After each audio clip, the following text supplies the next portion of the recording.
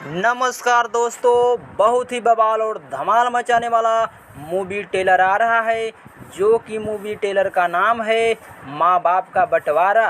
जी हाँ मेरे दोस्तों, माँ बाप के बंटवारा यानी माँ बाप से बेटा कैसे बंटवारा करता है, इस मूवी में, इस ट्रेलर में देखिएगा।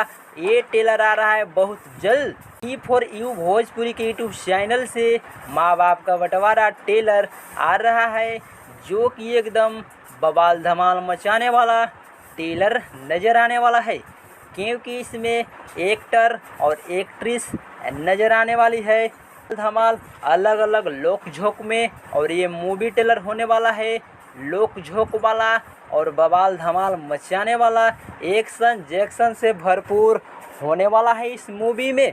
तो ये मूवी बहुत जल्द आ रहा है। मैं आपको बताता चलूँ कि ये ट्रेलर जल्द ही आ रहा है B4U भोजपुरी के यूट्यूब चैनल से। अभी तो डेट नहीं बताया गया है, पर 2 से 4 दिन के अंदर माँ बाप का बंटवारा मूवी का ट्रेलर आ रहा है।